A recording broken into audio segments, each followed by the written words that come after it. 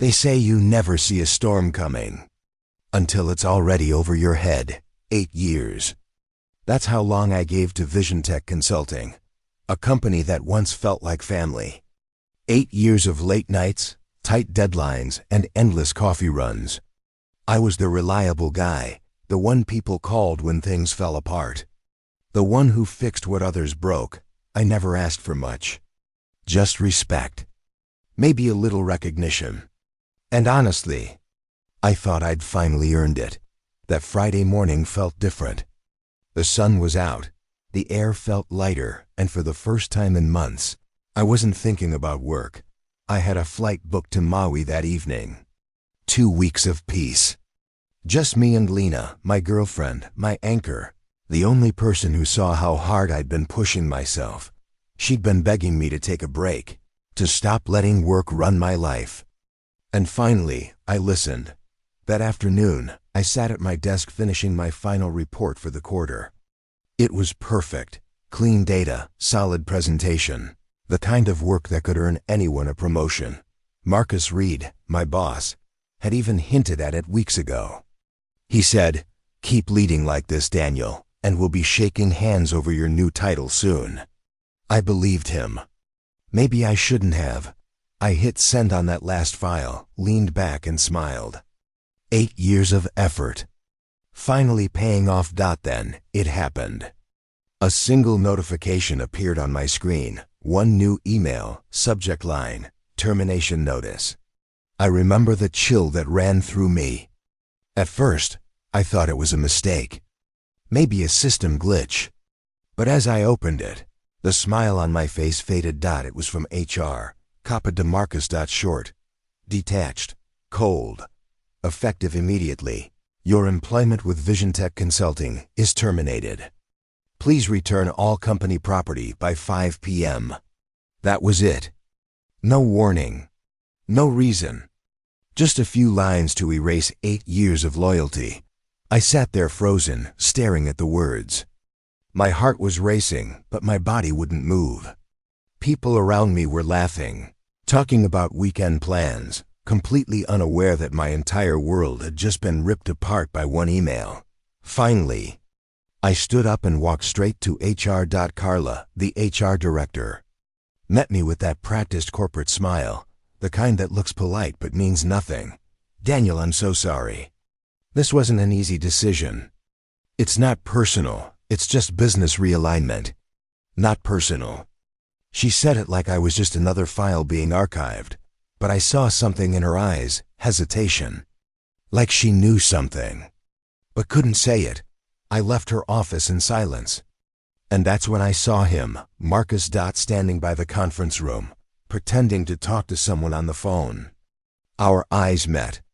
And in that split second, he gave me a faint, smug smile. The kind of smile that said, "I won." I'll never forget that look.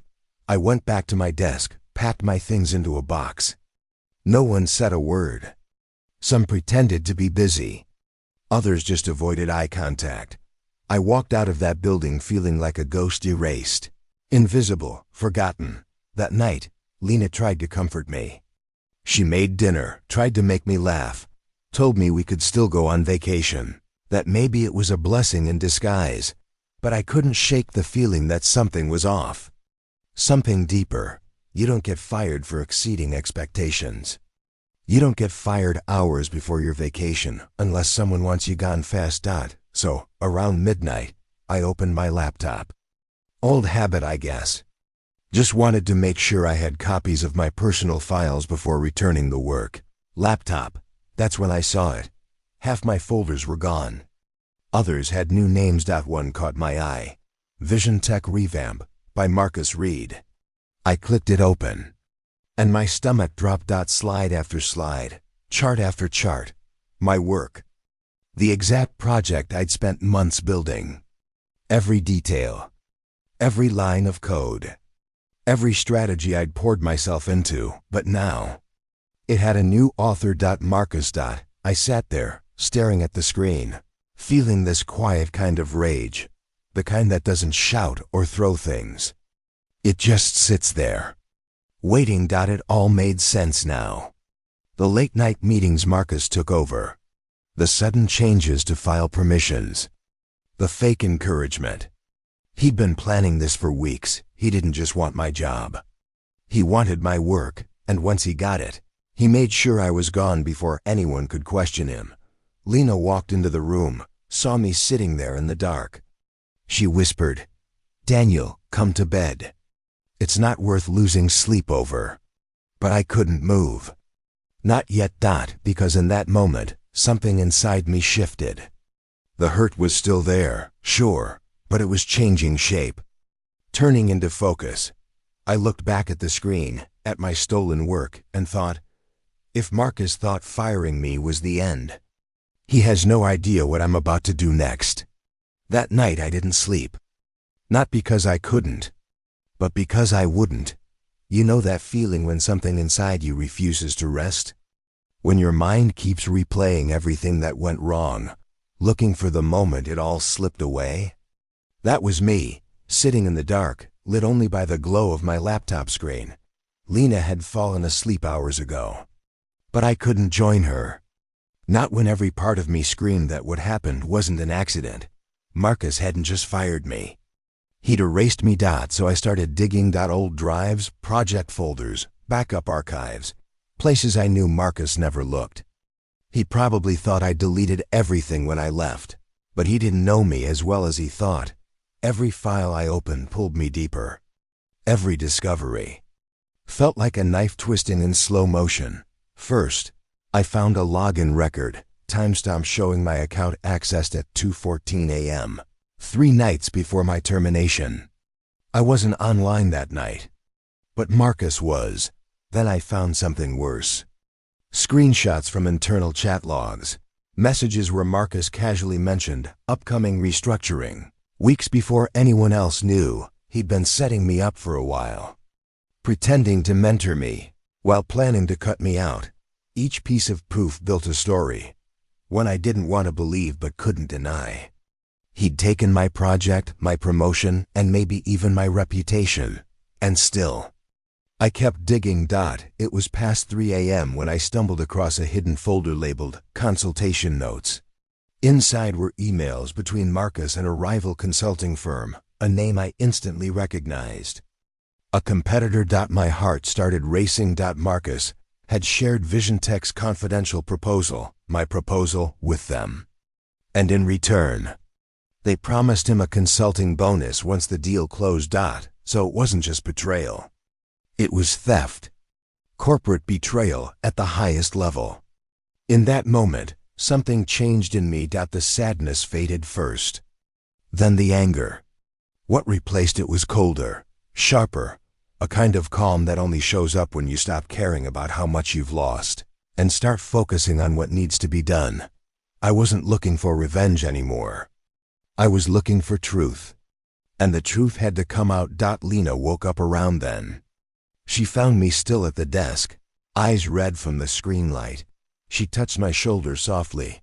"Daniel, come to bed, please. It's not worth it." I looked at her, and for a moment, I almost listened. But then I saw that open email from Marcus on my screen, his fake gratitude, his fake promises. "I just need a little more time," I told her. "I promise, after tonight, I'll rest." She sighed. She knew that tone. She kissed my forehead and whispered, "Don't let this destroy you." Then she walked back to the bedroom. But I couldn't move from that chair, because something inside me had already shifted. From broken to focused, I opened a blank email. No greeting, no anger, just facts. The subject line read, "Before I return my laptop." I started typing slowly. Every word measured, calm, intentional. To HR and management. Before I officially return my company property, I believe it's important you're aware of recent unethical activities within VisionTech Consulting. The attached documents contain verified timestamps, communications, and records of project theft and external data sharing by Marcus Reed. I attached every file, the login logs, the screenshots, the leaked emails, everything. But I didn't stop there.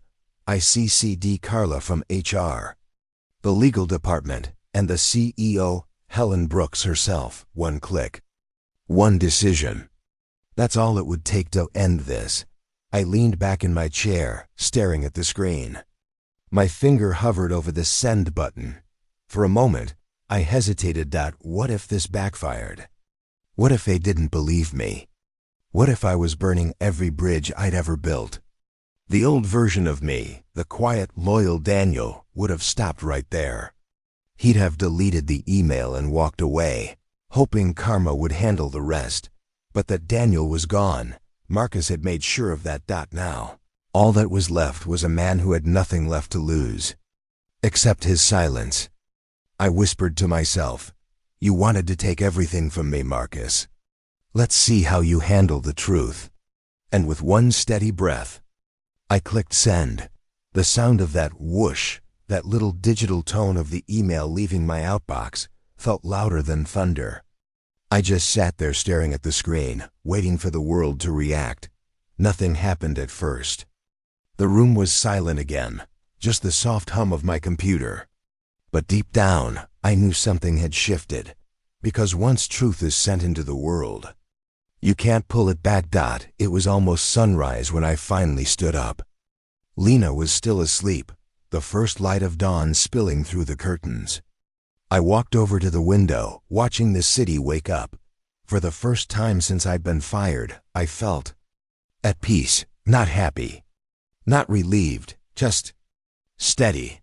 I didn't know what the fallout would look like, if they'd believe me, or if this would ruin me completely. But I didn't care, because the truth was out now.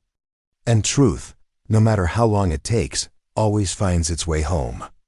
The moment I hit send, I knew the storm had begun. By sunrise, my phone wouldn't stop buzzing. Text after text.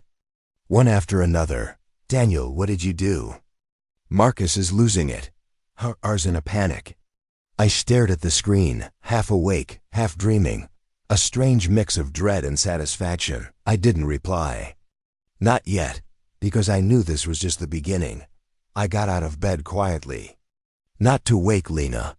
The morning felt heavier than usual, like the air itself knew what I'd set in motion. As I brewed my coffee, I couldn't help but smirk a little. 8 years of silence. And now, suddenly, everyone remembered my name. Funny how that works. You disappear quietly, and no one notices. But speak the truth once, and the whole building starts shaking. I imagined what was happening inside. Vision Tech at that very moment. HR scrambling to verify my claims. Legal cross-checking timestamps. Marcus pretending he knew nothing, probably sweating behind that polished smile of his.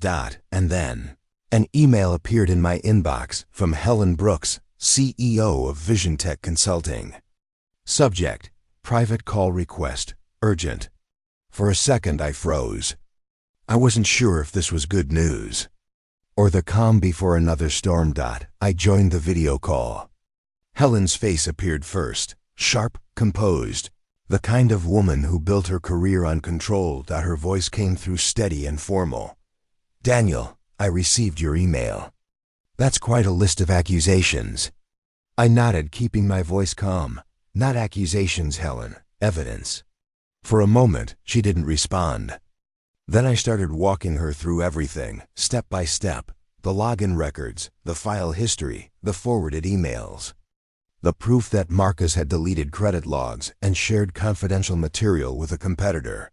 The more I explained, the quieter she became. By the time I finished, her expression had changed from authority to shock. "Are you absolutely sure about this?" she asked. "Every file is timestamped and verified," I said.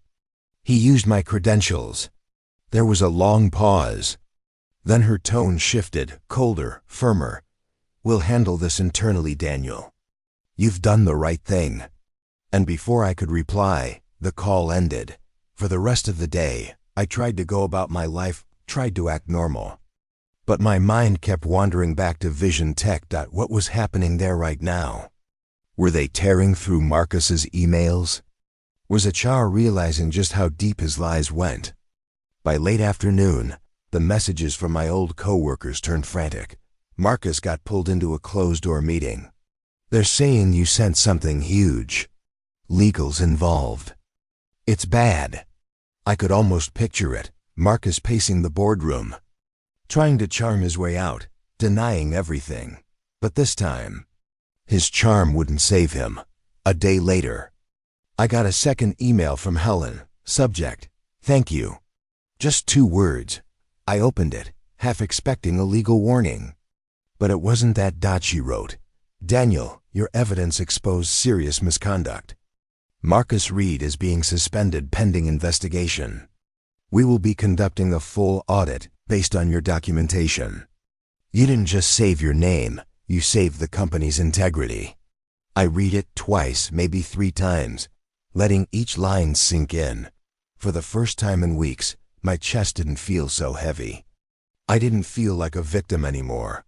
I felt seen. That night, Lena came home to find me sitting quietly on the couch, staring at nothing. You look calm, she said. I am, I replied. What happened? I handed her my phone, letting her read Helen's message. She smiled softly, proud, but still cautious. So, is it over? I shook my head. No, it's just starting. Over the next few days, the fallout spread fast. I started hearing whispers through mutual friends. The company's audit team had uncovered everything, the missing logs, the stolen data, even the bonus Marcus received from the rival firm. The man who once thought he could manipulate everyone had finally been unmasked by his own paper trail. You know what's funny? I didn't shout. I didn't argue. I didn't need to. All I did was tell the truth and let it echo. The same silence they gave me when I was fired was now the silence filling their hallways. By Friday, another email came in.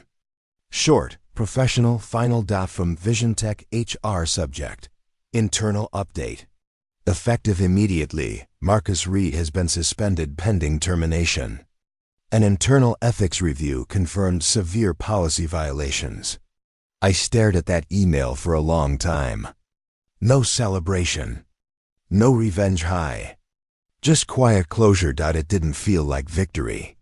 It felt like justice. That weekend, I took Lena out for dinner. No work talk, no stress. Just us. At one point, she reached across the table and said, You know, I didn't think you'd actually go through with it. I smiled faintly. Neither did I, but someone had to. Later that night, as I sat by the window, I thought about how easily things could have gone differently. How one man's greed nearly erased years of dedication, and how one email brought it all crashing down. It made me realize something. Truth doesn't always need an audience. It just needs courage, and when courage meets truth, even the biggest lies start to crumble. For the first time in weeks, I didn't feel powerless. I didn't feel broken or betrayed. I felt seen. And sometimes, that's all you really need, for someone to finally see the truth you've been living all along. 2 weeks. That's how long it took for the truth to catch up with Marcus Reed. 2 weeks of silence from VisionTech. 2 weeks of waiting, wondering if they'd sweep it all under the rug like they always did. Then, one Monday morning, it happened. An all-staff email. Subject, statement on ethical violations. I didn't even have to open it. Everyone at VisionTech knew what it meant. Inside the message, the words were carefully written, formal, polished, emotionless. Following an internal investigation, VisionTech has taken decisive action regarding recent breaches of company ethics and confidentiality policies. We remain committed to integrity and transparency. That was corporate talk for. Marcus Reed is gone. The man who stole my work, lied to my face, and used me to climb the ladder had finally fallen off it. I leaned back in my chair, staring at the email on my phone.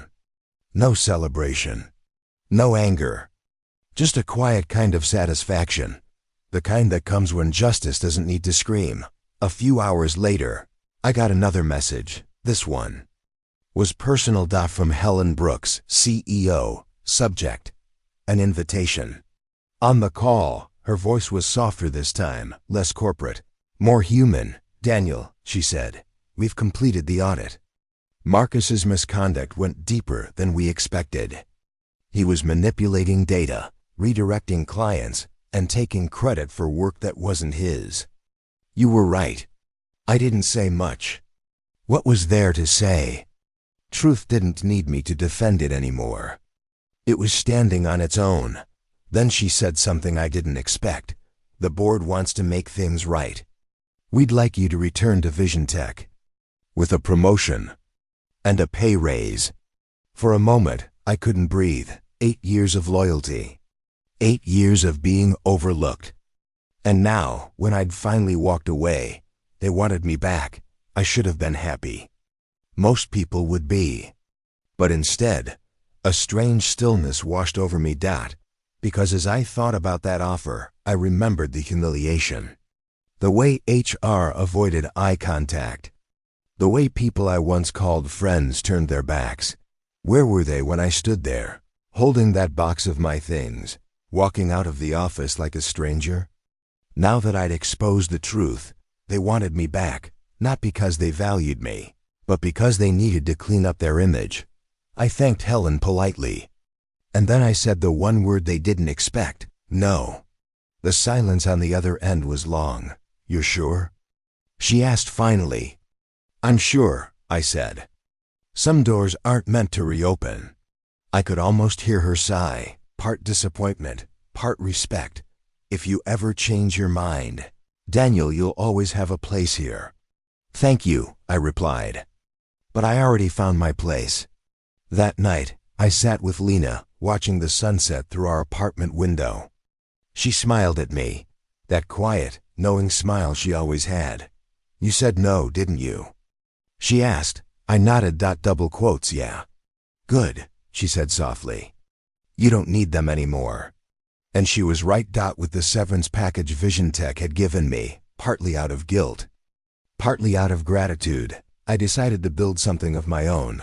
A small consulting firm, born out of principle rather than politics. I called it Hayes Innovations. It started small, just me, a laptop, and an idea. But within weeks, clients started reaching out. Some of them were old VisionTech partners who'd quietly followed the chaos from afar. They told me they admired what I did, that I stood up when no one else would. One of them said, "You don't just build systems, Daniel. You build trust." That's rare these days. That line stayed with me. The months that followed were peaceful, not easy, but honest. I worked harder than ever, but this time, every late night, every success, every mistake. It was mine. No one could take credit for it. No one could steal it. Lena helped me manage clients. The kitchen became our meeting room, and our living room doubled as a workspace. It wasn't glamorous, but it was real. And for the first time in a long time, I woke up every morning without resentment. Meanwhile, news about Marcus started circulating quietly through the industry. Rumors said he tried applying to other firms, but every reference check ended the same way. Nobody wanted him. He'd vanished from the scene entirely. And maybe that was the most fitting end of all, not a dramatic downfall. Just silence. The kind of silence that follows when the mask finally comes off. I didn't need to destroy him. I didn't need revenge. All I needed was truth, steady, patient, undeniable truth. Because sometimes, truth does what anger never could. It exposes. It heals. It ends things quietly, but completely. A few months later, Helen sent me one last message. It wasn't about work. Just a simple line that said, "You were right to walk away. VisionTech's better now. Because of you." I smiled when I read it. Not because I needed the validation, but because it reminded me of something I'd almost forgotten. Justice doesn't always come with applause. Sometimes it comes in the form of peace. Looking back, I realize Marcus never really beat me. He broke my trust, sure. But in trying to bury me, he handed me the shovel, and I used it to build something new, I didn't destroy him with anger. I ended him with truth. It had been months since I left VisionTech. Months since I hit send on that email that changed everything. And now, here I was, sitting on a quiet beach in Hawaii, the same trip I never got to take. Only this time, I wasn't running from exhaustion or chasing recognition. I was just breathing. Lena sat beside me, her feet buried in the warm sand. She looked over at me and smiled. "You finally made it," she said. "Yeah," I replied, smiling back. "Took a little detour to get here." She laughed softly, and for the first time in a long while, I joined her, genuinely. The sun was dipping low, turning the sky gold and orange. The waves rolled in, slow and steady, as if the ocean itself was reminding me to let go. Beside me, my laptop sat closed, for once. It wasn't glowing, it wasn't demanding my attention. And I realized that was symbolic. For years, I'd let that screen control me, define me. Now it was just a piece of metal, resting quietly beside the life I'd almost forgotten to live. I leaned back, feeling the breeze against my face, and thought about everything that had happened. The betrayal, the anger, the long nights filled with doubt and frustration.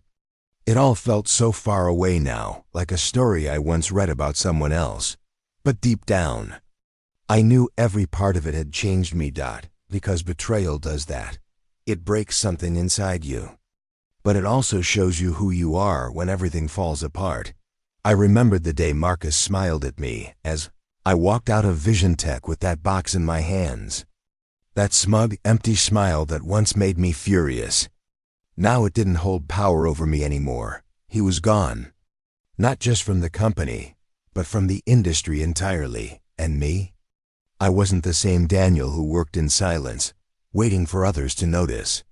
I was the Daniel who spoke up, who didn't let injustice hide behind politeness. It took me years to realize that sometimes silence isn't loyalty. Sometimes it's surrender. And I wasn't built to surrender. Lena turned to me and asked, "Do you ever wish it had gone differently? That you'd stayed?" I looked at the horizon for a while before answering. "No," I said quietly. "If it hadn't happened that way, I might still be there, working for people who never saw me, believing that my worth depended on their approval." She nodded, squeezing my hand. "You found your own path," she said. And she was right. Hayes Innovations, the company I built from nothing, was now thriving. Not massive, not flashy, but honest.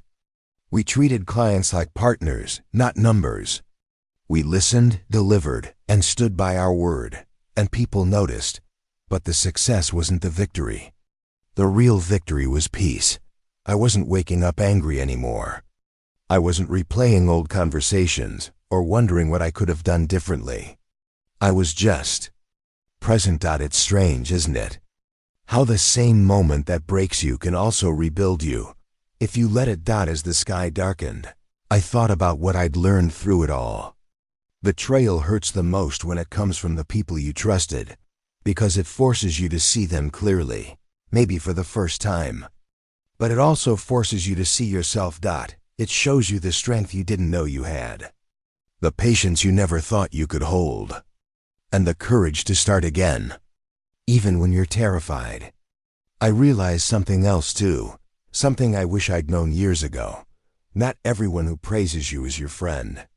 And not everyone who challenges you is your enemy. The people who truly care about you, they tell you the truth, even when it's hard.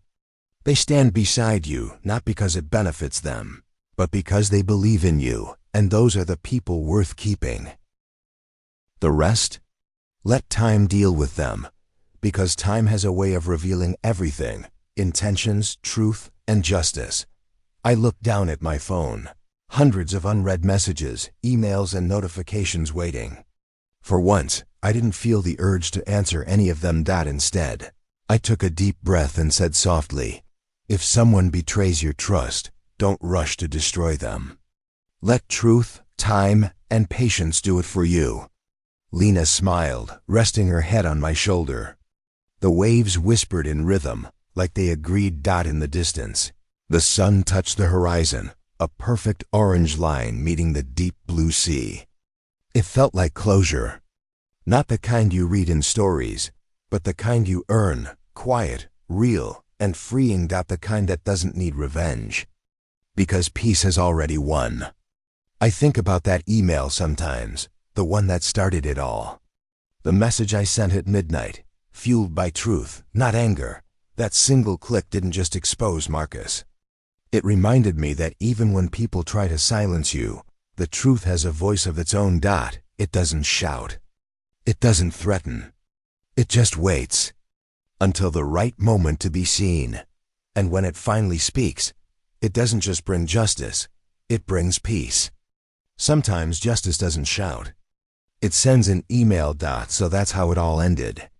Not with shouting, not with revenge, but with truth. Looking back now, I realize something important. The people who try to break you, they don't define your story. You do.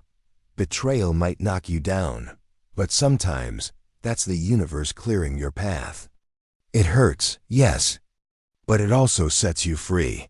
If you've ever been betrayed, if you've ever watched someone take what you worked for, remember, your peace will always be louder than their lies, because real justice doesn't scream. It doesn't destroy. It simply reveals the truth, one quiet moment at a time. And if this story touched you, if you've ever fought back with nothing but honesty, hit that subscribe button and stay with us. There are more stories like this. Stories of revenge, truth, and redemption, because in the end, sometimes justice doesn't shout. It sends an email.